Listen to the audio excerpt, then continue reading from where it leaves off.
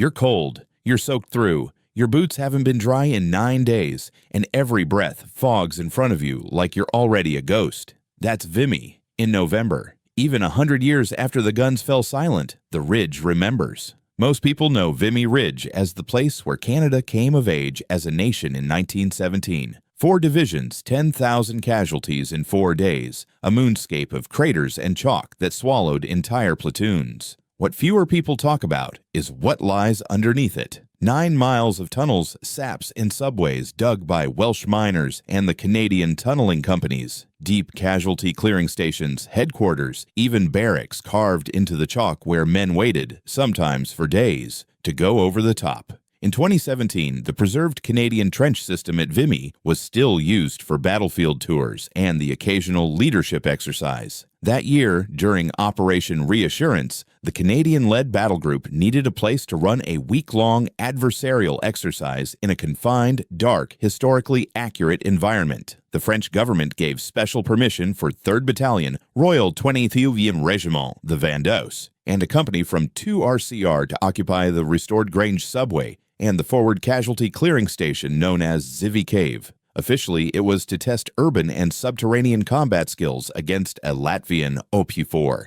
Unofficially, something was already waiting down there. The soldiers who went in were regular troops, combat engineers, infanteers, medics. No one believed in ghosts. They believed in cold, hard, mission-essential tasks. But when they came out 4 days later, a lot of them asked to speak to the padre instead of the intelligence officer. Some put in transfer requests the same week. And to this day, almost none of them will talk about what happened beneath the ridge. On camera, at least. Chapter 1. We thought it was tourists. My name is Master Corporal Julien Thériault, combat engineer with 5e Régiment du Génie de Combat du Canada. Most of the boys just called me Casper because I'm pale and I hate the dark. Ironic, considering where they sent us. November 2017. Charlie Company, 3rd Battalion Royal 22e Regiment got pulled off a live-fire package in Suffield and told we were heading to France for a heritage leadership exercise at Vimy Ridge. The pitch sounded almost too good. Spend 4 days living in the restored Canadian trench system, run opposed subterranean serials against a Latvian platoon, sleep in the actual tunnels our great-grandfathers dug. Heritage moment with live ammo. Who says no to that? We arrived at the memorial park in driving rain. The preserved trenches looked exactly like the archival photos. Duckboards slick with mud, sandbags swollen and green, wire pickets rusted into permanent snarls. Parks Canada had done an incredible job bringing Grange Subway and Zivy Cave back to 1917 spec. Fresh timber sets, whitewashed chalk walls, even period-correct electric lamps every 20 meters that ran off a modern generator. Smelled like wet limestone and new pine, the way a mine smells before anyone dies in it. We filed down the Goodman subway stairs. Single file, weapons slung, rucks scraping the walls. The air dropped 10 degrees the second you crossed the threshold. My section's job was simple. Keep the lights working, make sure the restored tunnels didn't collapse on anyone, and blow up anything the training staff told us to blow up. Routine engineer stuff. Company HQ set up in what used to be the 13th Battalion dressing station. You could still see the stretcher alcoves carved into the chalk and faint Red Cross markings someone had painted a century ago. We dumped our kit, cracked jokes about sleeping where Granddad slept, and tried to ignore how the walls seemed to sweat. First night was quiet. Too quiet. Most of us were so smoked from the flight and the bus ride that we crashed hard. I drew the short straw for Middle Stag, OSO 200 to ART 400 at the foot of the Goodman Stairs. Just me. My C7, a thermos of coffee that tasted like battery acid, and a red filter headlamp so I didn't blind anyone moving through. Around OSO 30, I heard it. Footsteps on the gallery directly above my head. Slow, measured. Not the soft squeak of modern combat boots on duckboards. These were heavier, deliberate, like hobnails biting into wood. I waited for the sound of a latch or a door, something to explain a friendly wandering around. Nothing, just the steps. Pause, steps, pause, then stop right over me. I keyed the rover. Any call sign moving on the upper level right now? Over. One by one, the sections checked in negative. Even the sentry at the far end of Grange reported all quiet. I told myself it was a Parks Canada guy doing a late inspection. Happens sometimes. Then the voice came. Clear, close, like the speaker was leaning over the railing above me. Pure Joual French, but old, thick, the kind you only hear in archival recordings from the 1930s. "Qui sont-tu passés, les gars? Have the boys gone up yet?" My skin went cold. I swung my weapon light straight up the stairwell. Empty. No dust in the beam, no shadow, nothing. Just chalk walls glistening with moisture. I called it in anyway. The sergeant major came down 10 minutes later, pissed that I'd woken him for what he called acoustic tricks in limestone. We did a quick walkthrough together. That's when his light caught them. 4 perfect handprints in the fresh whitewash at chest height, like someone had leaned there a long time waiting. The chalk around the prints was still wet, darker, almost like it had soaked something up. We wiped them off with a rag, told each other it was condensation, went back to our cots. By morning, half the company was talking about the same thing, whispering in old Quebec French when you were alone on stag. Someone coughing right behind you, but when you turned, the tunnel was empty. The feeling of eyes on the back of your neck from side galleries that had been bricked up since 1918. Chapter 2. The Medic Who Spoke Latin. My name is Emily Deschênes. Back then I was Corporal Deschênes, medical technician with 5 field ambulance attached to 3 R-22 or. I've held dying kids in Kandahar and pronounced soldiers on the side of Highway 401. I thought I'd seen everything that could shake a person. Zivy Cave shook me worse than any IED. Zivy isn't a cave the way people picture it. It's a man-made cavern hacked out of solid chalk in 1916, big enough for 500 wounded on a bad day. In April 1917, it was full. Gas cases coughing their lungs into buckets, abdominal wounds screaming, amputations stacked 3 deep because there weren't enough stretchers. The floor was ankle-deep in blood and quicklime. When the war ended, they just sealed the entrances and left it. Parks Canada reopened it in 2016 for guided tours, but during our exercise, it became the company aid post. Me, another medic named Singh, and a Latvian role player pretending to be a wounded prisoner. We had cots, IV bags, a couple Pelican cases of trauma gear, and a single string of LED lanterns running off a humming generator. Night 2. The generator started cutting out. 30 seconds of blackout every 20 minutes or so. Annoying, but we'd worked in worse. I was doing a night inventory, counting tourniquets by headlamp, when the lights died again. That's when I heard the wet footsteps behind me. Slow drag, pause, slow drag. Like someone with a shattered femur trying to walk it off. I turned. 15 meters away, at the edge of the light pool, stood a man in a shredded greatcoat. No helmet. His face was half gone, cheekbone showing through, jaw hanging loose on one side, skin gray and waxy. He was staring straight at me and speaking in perfect, measured Latin. Miserere me, Deus, secundum magnum misericordiam tuum. Have mercy on me, O God, according to your great mercy. I did 4 years of classical studies at SEGEP. I knew the Miserere Psalm by heart. I also knew no living person should be down here wearing 1917 pattern kit soaked in old blood. He took one dragging step forward. The smell hit me. Sweet rot, carbolic acid, the exact stench you get when you open a 100-year-old dressing. Singh was asleep 10 feet away and never stirred. I couldn't move. My mouth opened, but nothing came out. Another step. His lips kept moving, same line over and over, softer each time, like a prayer that had worn itself out years ago. Then the generator kicked back. Lights blazed on. He was gone, but right where he'd been standing was a single boot print in the chalk dust. 1916, Canadian trench boot, square toe, hobnails in the regulation pattern. The print was wet, dark red, pointing straight at me. I finally screamed. Singh bolted upright. The QRF came barreling in with weapons up. We searched every inch of Zivy, every side tunnel, every alcove, every bricked-up entrance. Nothing.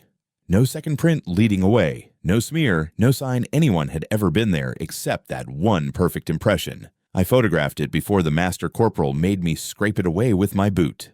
Evidence contamination, he said. I still have the photo. Later that morning, the Latvian OP4 sergeant refused to send his men back underground. He pulled our OC aside and spoke through the interpreter, dead serious. Your dead are too many. They are not angry, but they are not finished.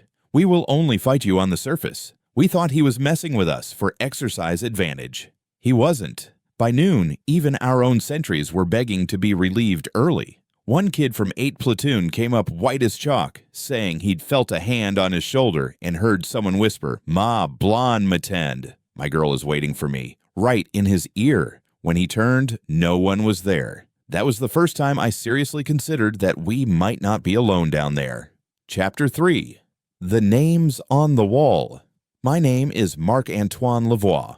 In 2017, I was a freshly minted lieutenant commanding 9 Platoon, Charlie Company 3R22R. 26 years old, full of PowerPoint and invincible, Vimy was supposed to be my first chance to prove I could lead soldiers in a realistic environment. By day 3, I was ready to hand in my commission if it meant getting my men out of that hole. The exercise was already coming apart. Half the platoon hadn't slept more than 2 hours at a stretch. Guys were jumping at shadows, hearing footsteps that stopped the second you challenged, feeling cold hands brush the back of their necks in tunnels that were 20 meters deep and sealed since 1918. We told ourselves it was fatigue, bad air, the power of suggestion in a place where 3,500 Canadians are still listed as missing. Then we found the writing. I was doing a routine battle procedure walkthrough of the old 44th Battalion Barracks Tunnel, 400 meters of restored duckboards, low ceiling, walls cleaned for the centennial.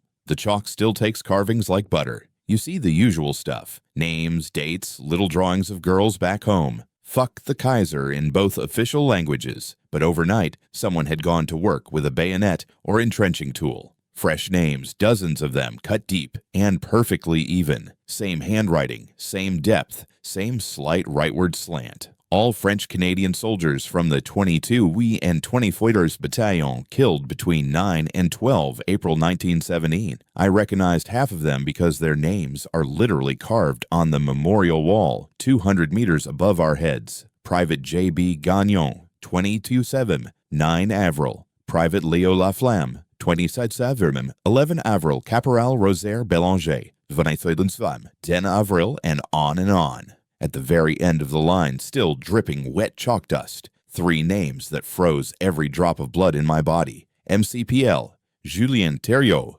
CPL, Émilie Deschênes. Lieutenant Marc-Antoine Lavoie, 70/11/2017. My name, my corporal's name, my engineer's name, carved at exact eye level for a man my height. The date was 2 days from now. I stood there long enough for the master corporal to come looking. When he saw it, he actually crossed himself, something I'd never seen a Van Du's NCO do in my life.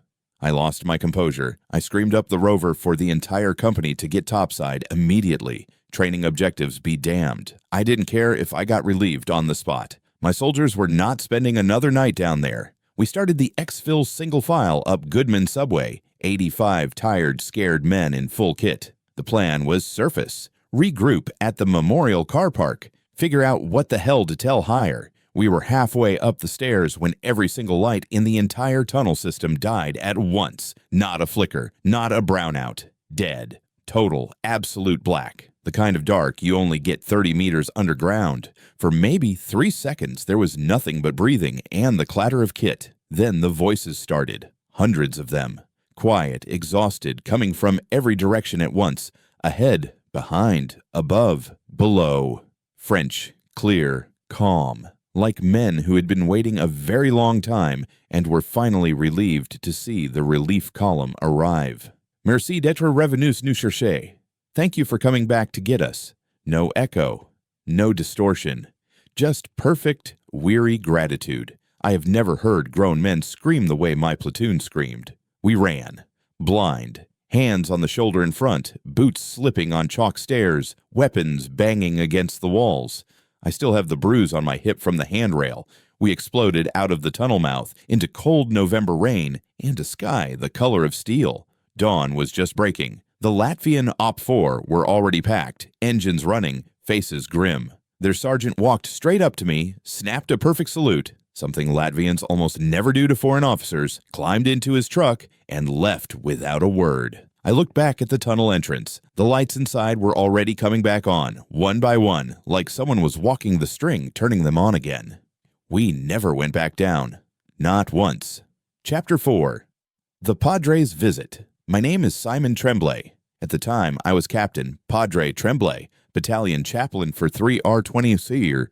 I've buried soldiers in Afghanistan, counseled wives after helicopter crashes, held the hands of boys taking their last breath on a salon floor. I thought I was ready for anything the regiment could throw at me. At 06:30 on 17th of November 2017, the CO called me personally. His voice was flat, the way officers get when they're hiding something big. Padre, bring your kit, all of it, and come alone. I drove from Arras to Vimy in silence. When I crested the ridge and saw the memorial, the car park looked like a defeated army. 85 soldiers sat in the mud in full kit, rifles stacked, some openly crying, others staring at nothing. A few were praying the rosary out, loud in French. One private from 7 Platoon was clutching his grandmother's old wooden beads so hard the wire was cutting his fingers. I spent the entire day doing what we call spiritual triage. No rank, no bullshit. Just walking from man to man, sitting in the rain, listening. They all told the same story in different words. The footsteps, the Latin prayer, the names on the wall, including their own. The voices at the end saying thank you. But the detail that hit me hardest came from a big corporal from Rimouski who never went to church in his life. He looked up at me with tears cutting clean tracks through the mud on his face and said, "Sir, they weren't mad at us. They were happy. Like we were the relief that was supposed to come in 1917, and we were just really, really late." I've heard soldiers talk about ghosts before, always with a laugh, always at the Legion after 6 beers. This was different. These men were shaken to the core, but not by terror, by something closer to awe. At 1400, the CO asked me to go back underground with him and the pioneer sergeant to assess the situation. I brought my stole, holy water, the traveling mass kit, and a crucifix my own grandfather had carried as a stretcher bearer in 1944. We went down Goodman Subway in silence. The lights were working again, but the air felt heavier, like the ridge itself was holding its breath. In the 44th Battalion Barracks Tunnel, the carved names were exactly as the platoon had described them, the old ones from 1917, and the 3 modern ones still dripping chalk dust. But now there was a new line underneath, cut in the same careful hand. Mission accompli. Allez en paix. Mission accomplished. Go in peace. I stood there a long time. The CO, a man who once told me religion was for people who couldn't handle reality, didn't say a word. The pioneer sergeant just crossed himself again and whispered, "Tabernacle." We didn't erase anything. We left it exactly as we found it. That night, I celebrated Mass in the open air beside the memorial wall. Almost the entire company came. Men who hadn't been inside a church since their first communion stood shoulder to shoulder with the devout, heads bare in the freezing rain. When I elevated the host, a wind came out of nowhere. The clouds parted just long enough for a single shaft of sunset to hit the great stone cross on top of the memorial, lighting it up like a flare. I'm not ashamed to admit I broke down at the altar. Afterwards, soldier after soldier came forward for anointing, or just to shake my hand. One kid, 19, maybe 20, pressed something into my palm, a small piece of chalk he'd chipped from the tunnel wall where his name had been written. He closed my fingers around it and said, "So I never forget they know we came back." I still have that piece of chalk on my desk. I will until the day I die. The dead of Vimy didn't want revenge. They wanted acknowledgement. And on that cold November evening in 2017, a company of their grandsons finally gave it to them. Chapter 5. The Ones Who Never Talked. They call me the Sergeant Major who won't give his name. That's fine. I'm retired now, and the regiment knows who I am.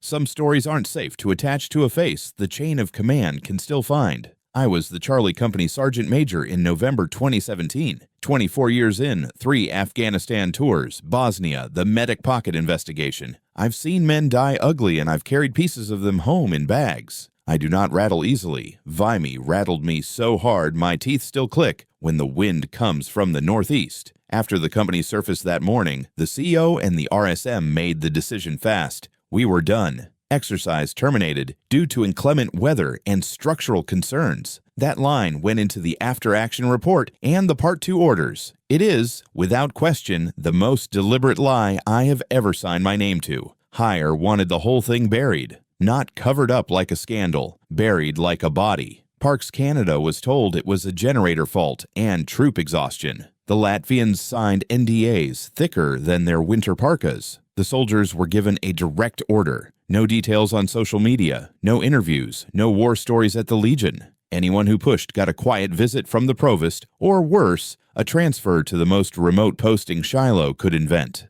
Most obeyed, some couldn't. One kid from Saguenay, good soldier, always smiling, put in his release papers the day we got back to Valcartier. Reason: family hardship. I sat him down in my office and asked straight, "Is this because of the ridge?" He looked me dead in the eye and said, "Yes, Sergeant Major, I can't wear the uniform anymore. They know my name now."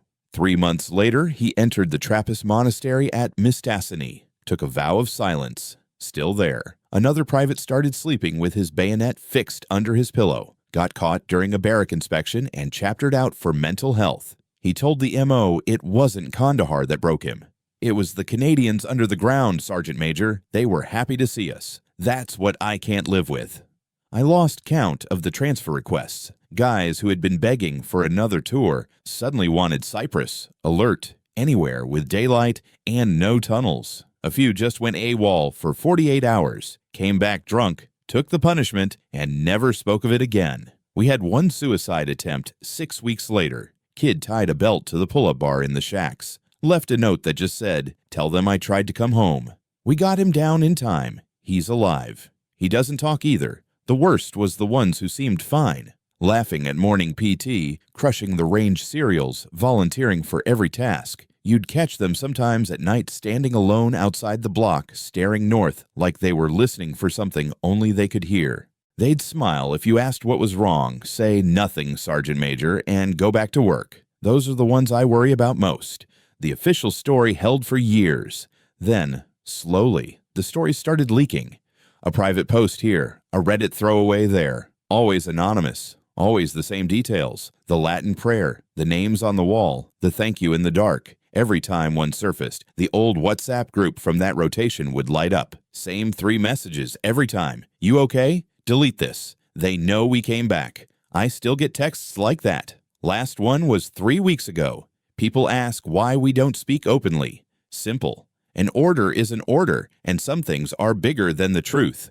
The regiment is bigger, the country is bigger, and whatever is under that ridge is bigger still. But if you ever stand at the Vimy Memorial on a quiet November morning and the wind shifts just right, you might hear them. Not angry, not restless anymore, just grateful. And if you hear your own name carried on that wind, brother, you keep walking. Some relief columns only get to go once. The rest of us still carry the chalk dust in our fingernails. We always will. Chapter 6. The Return. Julien Thériault again. Master Corporal retired, now Parks Canada interpreter, Vimy Ridge, National Historic Site of Canada. The boys still call me Casper, but these days it's because I'm the only guide who isn't afraid to turn the lights off. I swore I would never go back underground. Not after 2017. I transferred out of the combat engineers, finished my 20 as a recruiter in Quebec City, kept my mouth shut like a good soldier. Then in 2022, Parks Canada put out a call for French-speaking veterans to lead the new Grange subway tours. Something in me answered before my brain could say no. First day on the job, I stood at the top of Goodman Subway in a green Parks Canada vest instead of CADPAT and felt my knees buckle. The guide who trained me, nice girl from Alberta, noticed I was shaking. I told her I'd served here once. She laughed and said, "Yeah, everyone feels the weight the first time." She had no idea. I've been taking groups down for 3 seasons now. School kids, veterans pilgrimages, bus loads of French tourists who want selfies with the ghost tunnel.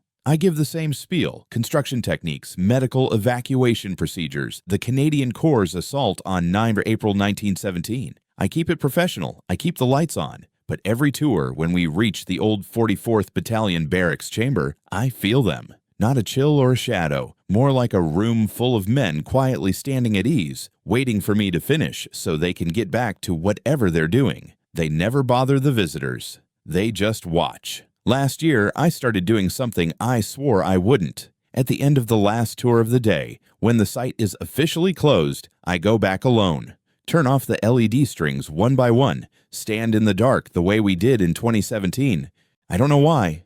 Maybe to prove I can. Maybe because they asked me to.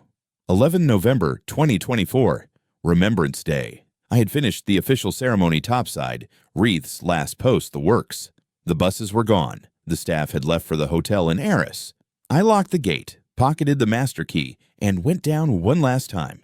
I walked the full length of Grange subway in darkness, counting my steps like we used to on Stag. When I reached the 44th barracks chamber, I stopped and flicked on my headlamp for just a second, long enough to see the wall. The names from 2017 were still there. The old ones, the dead ones, carved 100 years ago and retouched every decade by some unknown hand. But the three modern names, Thériault, Deschênes, Lavoie, were gone, smoothed over so perfectly you couldn't tell chalk had ever been disturbed. In their place, lower down, fresh carvings still dusted with white powder. On n'oublie pas. Merci les gars. 9 avril 1917, 11 novembre 2024. We don't forget. Thank you, boys. I stood there until my headlamp started to dim. Then I did something I hadn't done in uniform since I was 12 years old and an altar boy at Saint-Sacrement. I came to attention, slowest salute I've ever rendered, palm out the way they taught us in 1917 drill manuals, not the modern flat hand. Held it until my arm trembled. When I dropped it, every light in the tunnel that I had switched off an hour earlier came back on by themselves, one by one from the far end all the way to the entrance, like someone walking the gallery turning them on for the next relief. I walked out backwards so I wouldn't turn my back on them. At the top of the stairs, the wind had stopped. The sky was clear, stars bright enough to read by. For just a second, the entire ridge smelled like wet wool and carbolic soap instead of damp chalk. I locked the gate, got in my truck, and cried like a private on his first day of basic. They're still there. They always will be, but they're not waiting anymore. Chapter 7. Lest we forget. 7 chapters. 6 voices, 5 soldiers, and 1 padre, who never met to compare notes, never coordinated their stories, never posted a single detail online until years later. Yet every account lines up like rounds in a magazine. The footsteps, the Latin prayer, the wet boot print, the names on the wall, the final thank you in the dark. I've spent years chasing military ghost stories across 3 continents. Most collapse the moment you apply daylight. Sleep deprivation, methane pockets, grief projected onto old stone. Some hold up longer. The Angel of Mons, the ghosts of Gallipoli, the sentries at the Citadel in Halifax. But even those eventually fade into folklore. This one will not fade, because it isn't about terror. It's about recognition. The men who died beneath Vimy in April 1917 were not lost forever. They stayed with the ridge, bound to the chalk, the duckboards, the endless galleries their own hands had dug. They waited through the armistice, the victory parades, the centennial, the tourists, the school groups. They waited for someone wearing the same flash on the shoulder, speaking the same language, to come back and finish the job no one finished in 1917, to relieve them. In November 2017, 85 tired, cold 21st century Canadians walked down those stairs carrying C7s instead of Ross rifles, LED lamps instead of candles, but the same regimental numbers on their shoulders. And the ridge recognized them, not as intruders, as the relief column. That's why there was no malice, no poltergeist nonsense, no possession, no blood dripping from the ceiling. Just exhausted gratitude from men who had stood to for 100 years and were finally told they could stand down. They didn't want to hurt the living. They wanted to be seen. And they were. You can still visit Vimy today. Walk the preserved trenches, descend into Grange subway on a guided tour, lay a poppy in the chalk. Most visitors feel nothing more than the weight of history, which is already heavy enough. But if you go on a quiet November morning, if you stand alone in the old 44th Battalion chamber and close your eyes, you might notice the air changes. It gets softer, warmer, like a room where someone has just opened a door you didn't know was there. I've been back twice since I finished recording these testimonies. The second time, I took a small piece of chalk from the floor, the same kind the private pressed into the padre's hand. I wrote a single line on the wall, low down where no tourist will ever see it, in the same careful hand the others described on Est Revenus. Mission accompli. Repose en paix, les gars. We came back. Mission accomplished. Rest in peace, boys. I left before I could see if the chalk accepted the words or smoothed them away. The soldiers of Charlie Company 3 R22ER, November 2017, did something no battle plan ever asked of them. They brought their dead home, not in body but in spirit. They kept the oldest promise the regiment ever made, and somewhere under that ridge, 3,500 tired souls finally stood down. If you wear the uniform, past or present, Canadian or not, next time you're near Vimy, do me a favor. Go at dawn or dusk when the buses are gone. Stand at the tunnel mouth. Speak out loud if you want, or just listen. They'll know you by the way you hold your shoulders. They always do, lest we forget.